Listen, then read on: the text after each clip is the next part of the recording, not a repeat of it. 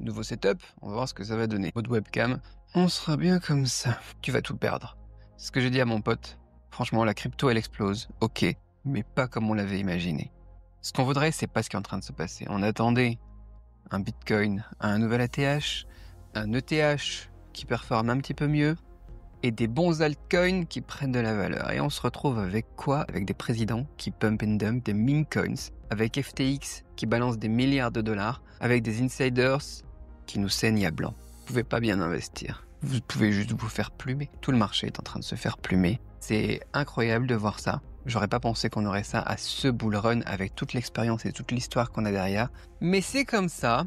Et il faut qu'on en parle pour éviter que, en tout cas moi, ma communauté se fasse plumer. Donc parlons-en. Bonjour à tous, nouveau format sur cette chaîne. Texte rapide, donc on est en plein bull run, on a des scandales partout, c'est en train d'exploser de partout. On a bien sûr Bitcoin qui flirte avec les 100K, c'est bien, mais c'est pas ça ce qui est en train de se passer. Donc aujourd'hui on va voir pourquoi est-ce que certains pensent que la crypto est en pleine explosion, pendant que d'autres sont en train de crier que c'est la fin, c'est fini, la bulle éclate.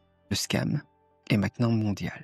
Et surtout, je vais vous expliquer pourquoi ces événements pourraient changer la donne pour l'ensemble du marché. Donc on va y aller étape par étape, regarder un petit peu ce qui s'est passé ces jours-ci et voir ce qu'on peut apprendre de tout ça. Premièrement, je voudrais évoquer le scandale et les meme coins qu'on a eu avec les escroqueries. On a eu Trump qui a lancé un meme coin. Déjà ça, j'en avais parlé sur Twitter, les réseaux, etc. Sur mes autres chaînes aussi chinoises, anglaises. Je sais plus ce que j'ai fait sur cette chaîne française. Je suis un peu moins présent sur la chaîne française maintenant. Mais voilà, Trump, c'est sympa. Ce qu'il a fait, c'est un bon message. Il annonce aussi avec World Liberty Financial qu'il investit dans ETH, qu'il investit dans Link, dans le Bitcoin évidemment, des choses comme ça. Et c'est bien, c'est quand même un bon message. Il y a des choses qu'on n'a pas trop aimées, c'est les insiders qui snipent au début et qui vendent et qui se font des centaines de millions, qui s'en mettent plein les poches sur le dos de la population qui, elle, est pleine d'espoir. Mais voilà, on n'a pas aimé non plus les tokenomics, effectivement, avec la team qui garde 80% du token. Bon, c'est lock sur quelques années, contrairement à Melania qui était lockée sur 30 jours, des choses comme ça. Ça restait relativement sain. En tout cas, pour un meme coin lancé par un président, c'était pas trop dégueu. Par contre, bon, pour un meme coin lancé par le président du plus gros pays, la plus grosse puissance mondiale, pas terrible non plus. Mais à l'époque, on en avait parlé. C'était prévisible que d'autres allaient suivre ça, que d'autres présidents ou d'autres pays allaient suivre le truc. On en avait parlé, on l'avait dit. C'était gros comme une maison, forcément. Et donc, voilà, on a eu des news qu'il faut évoquer maintenant. La République centrafricaine, scandale, qui lance son token. C'était fishy quand ils ont lancé ça. Alors, comme Trump, au début, j'ai pensé que le gars s'était fait hacker. Et ensuite, j'ai vu la vidéo du président avec son annonce en anglais. Et j'ai trouvé que c'était pas ça. Alors bon, moi j'ai déjà travaillé aussi avec dans l'import-export. Je suis dans l'import-export, j'ai pris ma retraite maintenant, mais depuis un paquet d'années. Et j'ai eu la chance, entre guillemets, d'avoir des propositions de bosser avec des pays africains. C'est un peu triste ce que je vais dire. C'était beaucoup de corruption. Les gens, tiens Cédric, on voudrait, je sais pas moi, des milliers de tonnes de riz, il faut que tu nous fasses des contrats sur plusieurs années, etc. Et moi j'étais chaud, franchement. Moi je suis en Chine, je parle chinois. On fait l'import-export, que ce soit des câbles pour des bateaux par conteneur, des masques FFP2 pour la grippe aviaire et H1N1, H5N1 et compagnie 2009, tu vois, ou que ce soit pour le Covid aussi, j'en ai fait pas mal, tu vois. Travailler avec des gouvernements, c'est aussi des choses que je faisais. Que ce soit les quantités, que ce soit le type de personnes avec qui on bosse. Ok, je suis chaud. À la fin, quand je remets mon offre, on me dit oui, mais attends, il faudrait que ça transite par cette société. C'est pas nous au gouvernement, parce que moi je parlais avec les officiels du gouvernement, qui allons en fait faire ça avec toi directement. Il faut que tu passes par cette société. Et là on commence à parler de points de pourcentage, de marge, de choses comme ça, et tu te dis oh là là, mon Dieu. Au final, c'est comme ça que ça se passe. Voilà, ces pays-là, soit ils sont néocolonisés, on est français, on le sait, la France en Afrique, on sait ce que c'est, beaucoup plus que d'ailleurs, je trouve, l'Angleterre, la Belgique, les Pays-Bas, etc., qui ont quand même laissé plus de liberté sur les dernières décennies. La France en Afrique, faut étudier un petit peu le truc, quoi. Ou que ça soit la corruption. En plus, maintenant, on a plein de Chinois là-bas aussi, on a aussi les Russes avec Wagner dans certains pays, enfin, des choses comme ça. D'ailleurs, en République centrafricaine, on a Wagner aussi. Il y a eu des rumeurs là-dessus. Tu sais comment c'est, quoi. Donc, j'ai pas investi dans ce meme coin parce que je me suis dit, celui-là, il est vraiment trop fishy. J'avais pas investi dans Melania non plus parce que ça faisait bizarre aussi. Et toute la liquidité, en plus de Trump, partait là-bas. C'était pas logique. Et puis, en plus, les tokens étaient lock que 30 jours. Enfin, il y a des fois où tu te dis, je le sens pas. Mais ça fait partie de l'expérience, tu vois? C'est aussi pour ça que je partage tout ça, pour que tu aies aussi, toi, cette vision globale. Et là, je le sentais pas et franchement, voilà, le président Touadéra qui balance ce meme coin. OK, j'aurais pu faire un petit coup comme, Mélania, d'ailleurs, je l'avais shorté. Tu vois? Tu peux faire un petit truc, tu te mets sur Hyperliquide, tu shortes le machin, tu te fais un petit peu d'argent, tu l'investis, je sais pas moi, après tu le mets en truc dans un truc safe, ETH, Bitcoin, effet de levier pas plus que x3, tranquille quoi, pépère, c'est de l'argent gratuit. En ce moment avec tous les TGE qu'on a, tu vois? Les airdrops et les TGE, c'est facile en fait de faire de l'argent, hein. Tu te mets sur Hyperliquid, tu shortes le truc dès la sortie. On a Paille qui sort aujourd'hui. Ça peut être intéressant s'il est sur Hyperliquid aussi. Ça devrait sortir quand j'enregistre ça devrait sortir dans 4-5 heures. On pourra en parler peut-être la semaine prochaine si ça vous intéresse. Facile de faire de l'argent dans ce marché si tu comprends tout ça. Et voilà, donc je regarde ça, son compte X qui balance la vidéo. Déjà en anglais, c'était bizarre parce que je croyais qu'il parlait français là-bas. Et donc tu creuses un petit peu, tu vois que c'est généré par l'IA, tu fais ouh, d'accord, il y a des choses pas nettes. Puis derrière, voilà, le site du projet qui est suspendu, le compte X qui est supprimé. Tu sais pas si c'est le président et les officiels qui ont voulu s'en mettre plein les poches, ou si c'est quelqu'un en fait qui les a appâtés en leur disant tiens, tu feras je sais pas, 100K, 200K ou 1 million facile, et qui au final garde 50 millions pour eux, tu vois, des choses comme ça. Est-ce qu'ils ont été manipulés ou est-ce qu'ils sont manipulateurs? Tu sais pas, mais dans tous les cas, c'est pas bon. Tu as un impact sur la crédibilité des initiatives nationales présidentielles qui est très très très mauvais. Et quand j'ai fait ma vidéo sur la chaîne anglaise et chinoise sur justement ce coin-là, on a Libra qui est sorti, quoi. Et là, tu te dis, mais où est-ce qu'on va, quoi? Dans la vidéo en anglais, j'étais en mode, mais qu'est-ce qui est en train de se passer, quoi? Ça va pas du tout, ça a pas l'air bon, quoi. Et en plus, Milei, moi j'aime bien Milei, tu vois, c'est un mini Trump, il est marrant, il est, voilà, il a pas autant de personnalité et d'autonomie. Il a l'air un peu plus manipulable, effectivement, contrairement à des gens comme Bukele au Salvador, des choses comme ça. Mais j'aime bien, quoi, j'aime bien. Et là, ça m'a fait mal au cœur, tu vois, ce président argentin qui lance son meme coin Libra, qu'il promet, je sais plus parler français de toute façon. Enfin, voilà, qui se base sur un fonds crypto un petit peu shady, Kelsier Ventures, tu vois, avec le gars qui était derrière, donc c'est Hayden, hein, avec le gars qui était derrière, donc M3. Il avait d'ailleurs aussi Snipe, Melania, on a appris derrière des choses comme ça. Enfin, tu te dis, le truc qui monte à 4,5, 4,6 milliards en plus, c'est même pas des millions, quoi, non, les proportions qu'on a. Milliards de dollars avant de cracher et de retomber à 300 millions, quoi. Tu fais waouh, ça pique. Ouais, en plus, encore une fois, Trump, tu vois, ça crache, ça chute, les gens ils paniquent, etc. Mais ça fait moins 80%. Moins 80% pour un meme coin, c'est très sain. Une petite stratégie perso que j'utilise, je recommanderais à personne, hein, pas d'avis financier, je sais pas quoi, la NFA. Mais très souvent, les meme coins, je rentre pas à la sortie. Je rentre après le crash. Je regarde, ok, ça a crashé dans les premières 24 heures à 80-85%. Je rentre à ce moment-là et après ça repart. Très très très fréquent, très facile en fait. Généralement, t'as du mal à reperdre après énormément quand tu stabilises pendant un moment à 80% en fait. Très très bonnes entrées en fait d'avoir ces stratégies-là. Tu vois, c'est une stratégie que tu peux utiliser de manière presque systématique, comme le fait de shorter les trucs qui sortent, les airdrops qui sortent sur Hyperliquid. Mais là voilà, CAR, t'as une chute de 99%. Ici, à Libra, pareil, quoi. C'est pas sain. C'est pas bon ce qui s'est passé. Leurs cryptos qui sont payés pour pumper le truc, Milei derrière qui se retire et qui crée la manipulation, qui dit non, en fait, je suis une victime.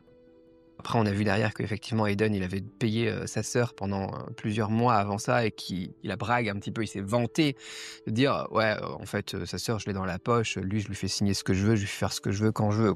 Donc bon, peut-être qu'il a été manipulé. Mais d'un autre côté, il est pas sain non plus, Milei, quand il dit ah, j'en ai pas fait la promotion, j'ai juste partagé le truc, tu vois, il essaie de s'en sortir un petit peu avec des pirouettes. Le gars, c'est pas un Trump, quoi. Il n'y a pas de personnalité, quoi. Tu vois, c'est ce que je disais tout à l'heure. Il est un peu manipulable, il est influençable et c'est pas bon, quoi. Donc, victime, t'arrêtes un président quand même, quoi. Hein, voilà, faut pas rigoler. Le rôle, voilà, des influenceurs dans le marché crypto, les stars, présidents, les personnalités, on en a déjà parlé aussi. C'est dur, quoi. Moi, j'aime bien les trucs qui sont basés sur une communauté uniquement. Un truc qui est basé sur une personne, cette personne, elle fait n'importe quoi. J'essaie de pas trop dire n'importe de gros mots, etc. pour l'éditeur au montage. Voilà, je préfère une communauté qui est derrière un truc, un personnage comme Pépé, comme un petit chien ou un truc où le gars il s'est retiré comme Dodge ou n'importe quoi. World Liberty Financial avec Trump, je sais pas si l'équipe a vendu, mais après voilà, il y a eu ce pump and dump. derrière, le lendemain, tu avais des centaines de millions de dollars qui partaient vers Ethereum, Bitcoin, du côté de WLFI, quoi, du World Liberty Financial. Donc tu te dis, l'argent, il vient d'où?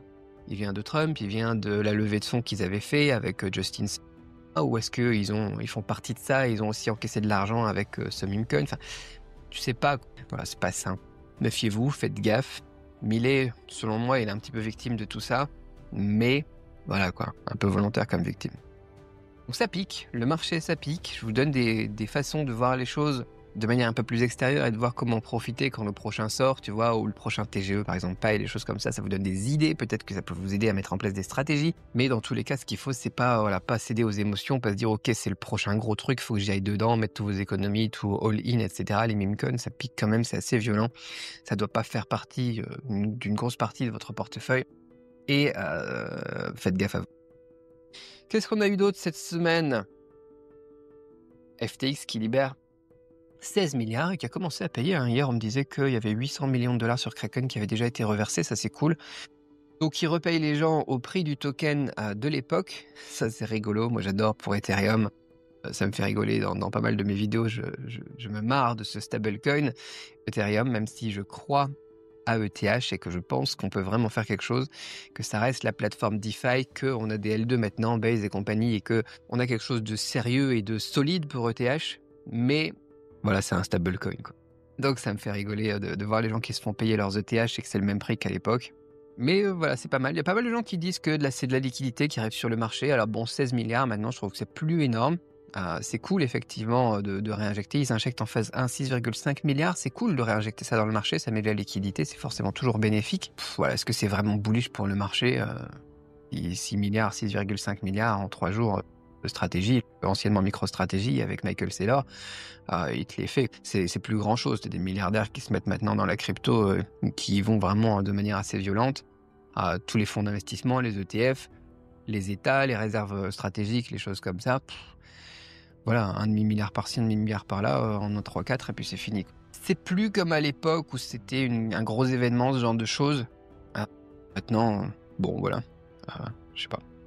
C'est pas aussi énorme que ce qu'on pourrait attendre. C'est cool que cette histoire de FTX se termine enfin. J'avais fait une vidéo là-dessus. Et voilà, ça me donne pas plus d'espoir, ça me rend pas plus bullish que ça. Qu'est-ce qu'on a eu de nouveau et qui serait plus sympa? Alors, on a le token SEA de OpenSea, qui est intéressant, mais qui a d'être un autre airdrop un peu hype pour push un petit peu les NFT et redonner une nouvelle vie à tout ça. Après, les NFT, pour moi, ça va reprendre. Hein. Pour moi, ça va reprendre. C'est comme les meme coins, en fait. Ça fait partie de cette même thématique, on va dire, de ce même domaine. Et c'est logique que les NFT reprennent dans cette période un petit peu de bull run, où les choses montent. Hein. On est quand même dans une période positive, on est quand même dans une période de croissance. Je partageais un petit peu mon écran, on va aller regarder le BTC sur Hyperliquid, une petite analyse. Je fais ça en live, hein, c'est un nouveau setup que j'ai mis en place. Allons voir sur Hyperliquid. Ça fait longtemps que je ne l'ai pas analysé, ça fait quelques jours que je suis pas allé là-dessus, mais on va regarder ça. Partager ça avec vous, normalement vous voyez ça. Donc vous voyez, bon, alors moi c'est mes trucs d'analyse. Alors, qu'est-ce que j'utilise pour analyser? Généralement RSI.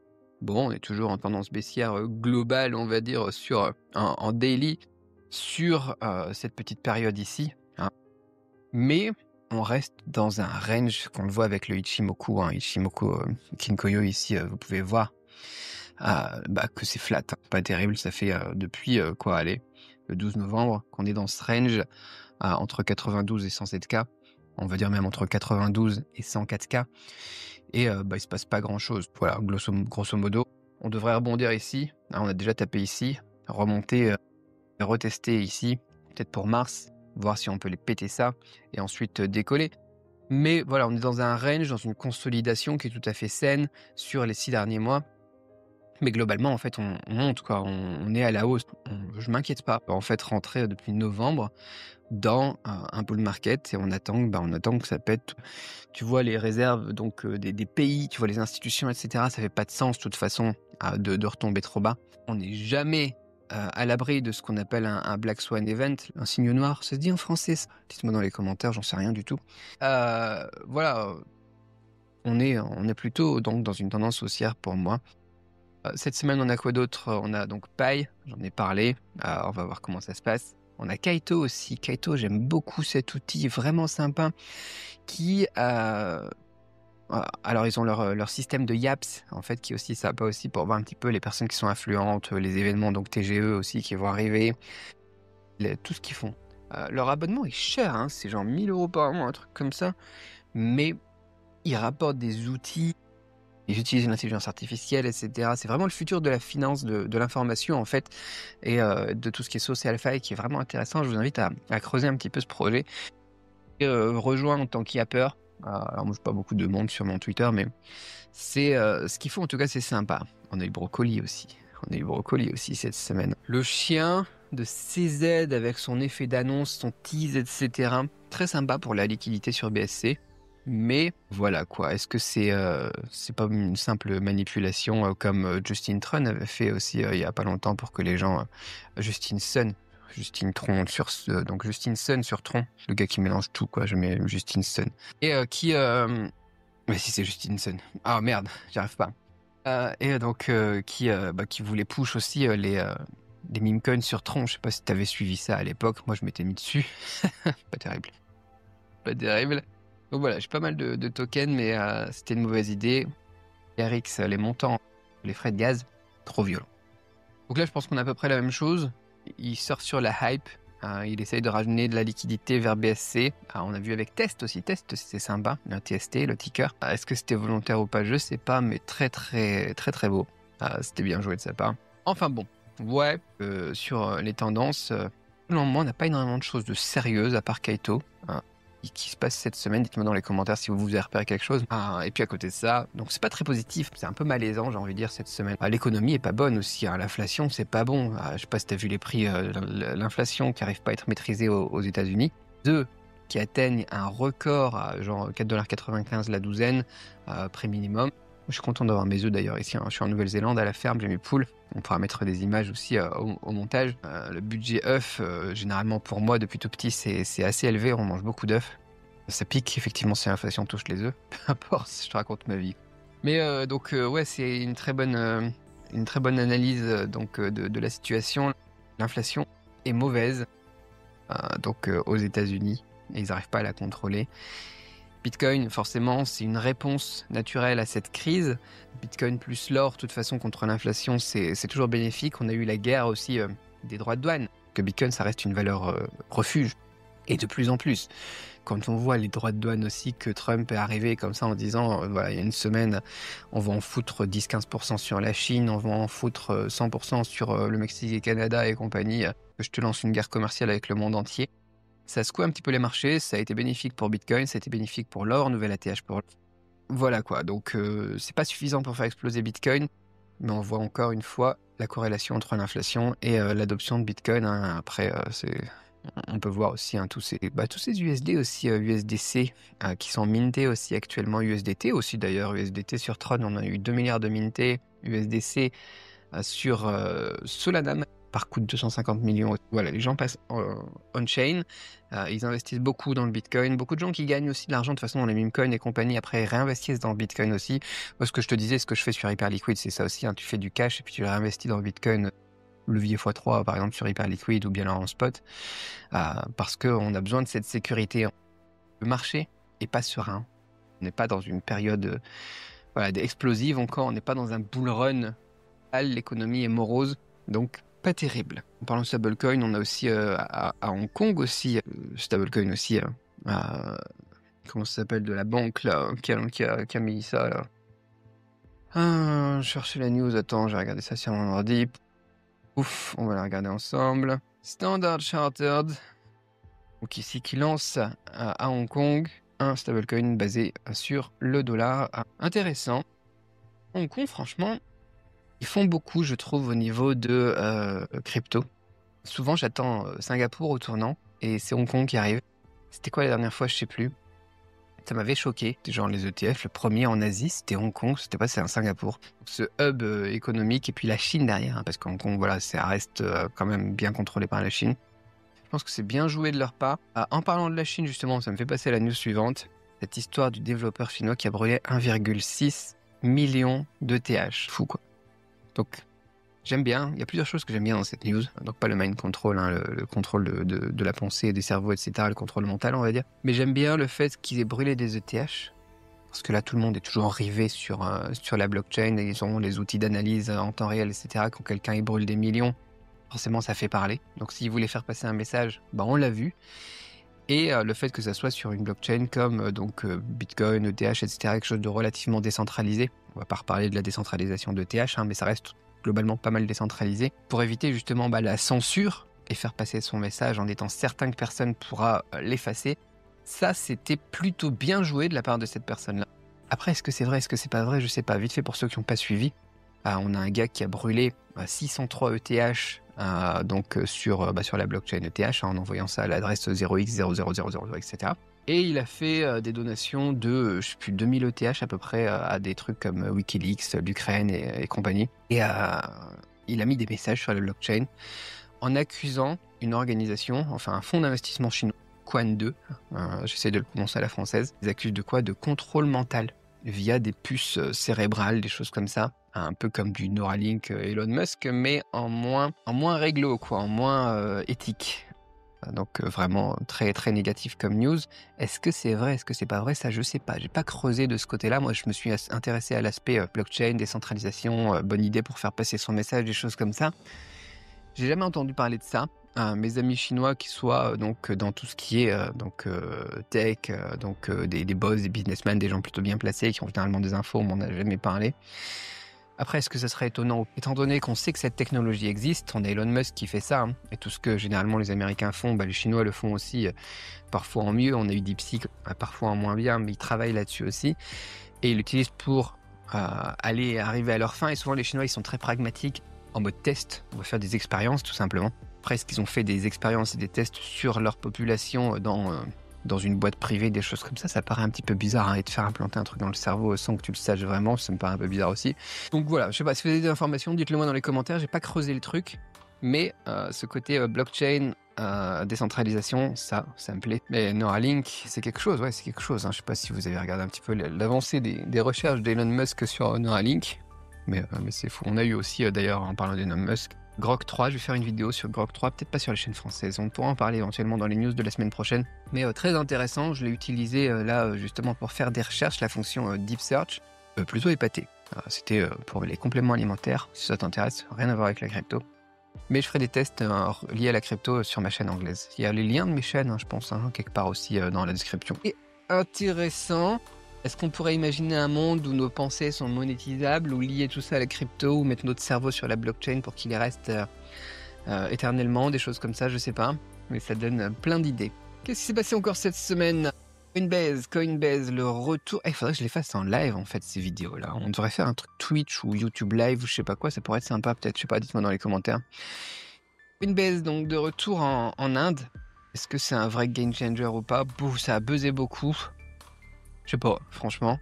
L'Inde, bon marché crypto quand même, beaucoup d'argent, grosse population. Je pense que ça peut faire sens. Je les vois plus utiliser, moi, quelque chose de plus décentralisé, plus terre à terre au quotidien, un wallet, des choses comme ça. Un petit peu ce qu'ils voulaient faire, tu vois, au Salvador, même si ça n'a pas super bien marché. C'est plus ça que je verrais. Je sais pas si un échange centralisé comme ça qui revient en Inde, c'est intéressant ou pas. À voir comment ça se développe, surtout au niveau régulation, parce qu'actuellement, c'est plutôt strict. Et moi, je vois plus les gens partir vers des trucs non régulés qui sont plus adaptés en fait à la population et à leurs besoins. Bon, voilà. Globalement, pour cette semaine, plutôt morose. Souvent, la question qu'on me pose, c'est quand est-ce que ça pète, Cédric? Quand est-ce que ça explose? Dans quoi on investit? Quand est-ce que ça pète? Si on est optimiste, on a effectivement de la liquidité qui arrive du côté du FTX. On a les meme coins qui font quand même... qui contribuent beaucoup à la masse adoption. Pi aussi, qui est aussi quelque chose qui avait beaucoup contribué à la masse adoption, donc j'espère que ça pourra bien se passer. Le TGE, dans quelques heures, on pourra en reparler. Inflation aussi, qui est plutôt positive sur Bitcoin. Mais bon, voilà, c'est un peu mou, donc niveau scénario pessimiste, on en a quand même davantage. Trop de scams qui plombent la crédibilité du marché. Les médias, institutions centralisées, elles nous ont dit, voilà, c'est un monde de scammers, c'est un monde d'arnaques, c'est un monde de manipulation.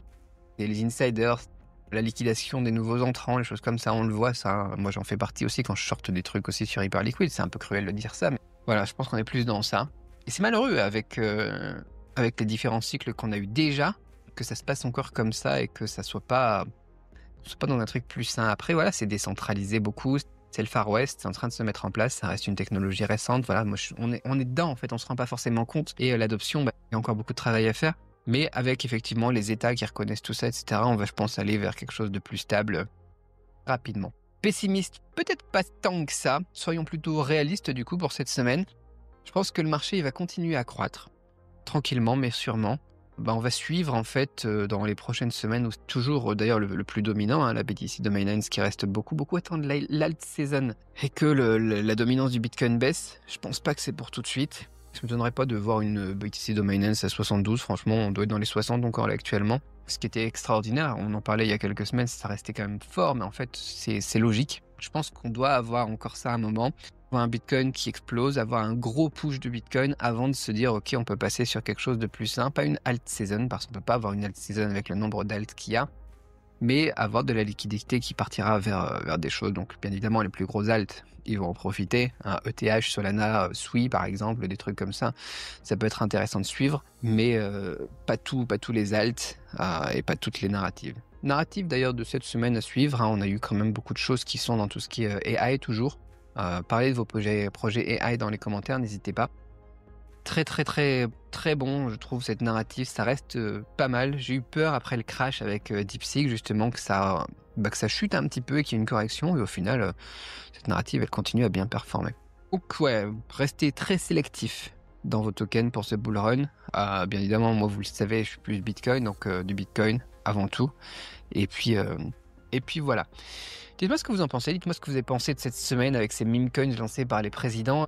Est-ce que vous pensez qu'on va voir ça pour les 200 pays du monde, tu vois, ou est-ce que vous pensez que c'est vraiment de l'arnaque et que on vous espérait que ça va pas se reproduire?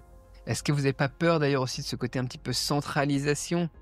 Est-ce qu'il y en a pas qui vont lancer des trucs et essayer d'avoir leur population qui utilise leur monnaie d'État centralisée? On n'est pas sur du CBDC, mais c'est enfin, je sais pas, c'est toujours bizarre ces institutions centralisées qui lancent des tokens, des choses comme ça. On pourrait parler du XRP aussi, Ripple. Ça pourrait faire une vidéo. Dites-moi ce que vous pensez de Ripple, tiens, dans les commentaires. On m'avait posé la question aussi. J'ai un pote dédicace, Guillaume, qui m'a posé la question. Très bon, Ripple. Donc dédicace à Théo aussi pour Pi. Il y a pas mal de choses à évoquer dans tout ce qui est un petit peu plus centralisé, que j'aime moins. Dites-moi, balancez vos avis en commentaire. On se retrouve dans la prochaine vidéo pour parler des stratégies d'investissement donc dans ce chaos. Et puis, voilà. Je vous invite à regarder aussi mon analyse pour 2025, etc., pour pas rester trop justement bloqué sur le court terme aussi, avoir cette vision long terme. Je vous remets le lien aussi de mon analyse complète donc pour cette année. On est encore en février, ça vient de commencer. Et puis voilà, on s'arrête là. Et dites-moi ce que vous en pensez de cette idée de faire ça en live, d'avoir vos commentaires en live, ça peut être sympa peut-être. Merci et au revoir.